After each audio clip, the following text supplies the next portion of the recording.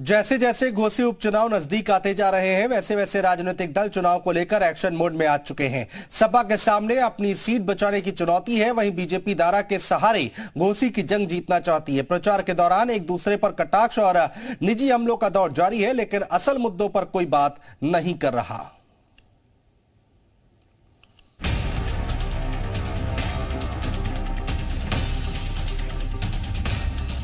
देश में इंडिया गठबंधन भले ही अपने स्वरूप को पाने की कोशिश में लगातार बैठकें कर रहा है, लेकिन उत्तर प्रदेश की विधानसभा का एक उपचुनाव अचानक ही इंडिया बनाम एनडीए का एक बड़ा प्रयोग बन चुका है।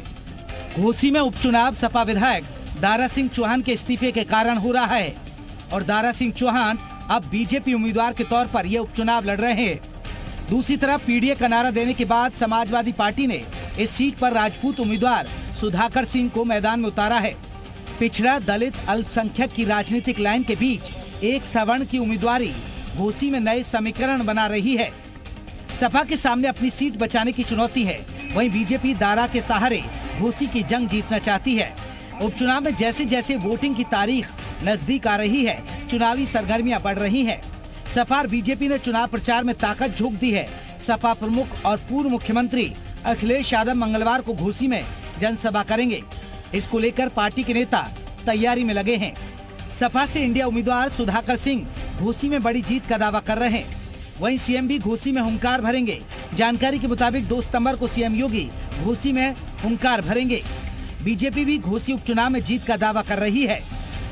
देखिए, राष्ट्रीय अध्यक्ष जी हर जगह जाते हैं और मऊ की सीट हमारे लिए बहुत महत्वपूर्ण सीट है। वहाँ से हमारे प्रत्याशी सुधाकर सिंह एकदम जीतने जा रहे हैं। दल बदलुओं को ये जनता सबक सिखाने जा रही है।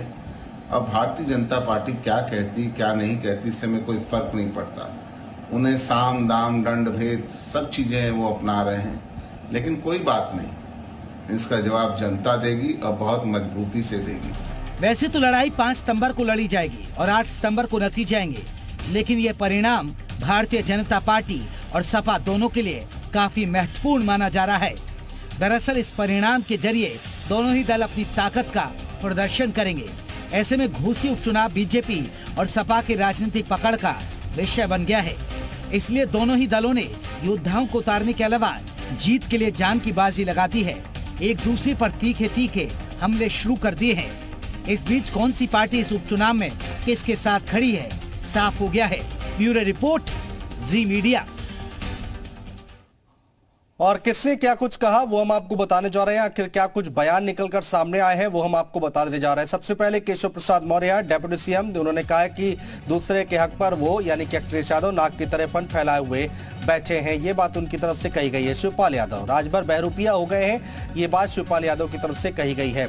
ओपी राजभर अध्यक्ष हैं सुभाषपा के, उन्होंने क्या कुछ कहा है, अहिर की बुद्धि 12 बजे खुलती है, ये बात ओपी राजभर की तरफ से कही गई है। तो किसके क्या बयान आए हैं वो हम आपको बताने और समझाने की कोशिश कर रहे हैं। 2024 से पहले पूर्वांचल का लिटमस टेस्ट है और घोसी पूर्वांचल के सियासी संग्राम का बड़ा अखाड़ा है। घोसी में 5 सितंबर को विधानसभा उपचुनाव है। एनडीए और पीडीए की होगी अग्नि परीक्षा। सुहेल देव निषाद पार्टी और बीजेपी की एकता की परीक्षा है। इसके साथ ही साथ अखिलेश यादव के पीडीए का पहला इम्तिहान भी होना है। बीजेपी के मिशन 80 की रणनीति का होगा टेस्ट और बीजेपी और सपा दोनों की प्रतिष्ठा दांव पर होगी। घोसी उपचुनाव दारा सिंह की असली अग्नि परीक्षा होने जा रही है। पहले सपा से जीते, अब भारतीय जनता पार्टी के उम्मीदवार के तौर पर चुनावी मैदान में हैं दारा सिंह चौहान। तो क्या कुछ होने जा रहा है वो हम आपको बता रहे हैं।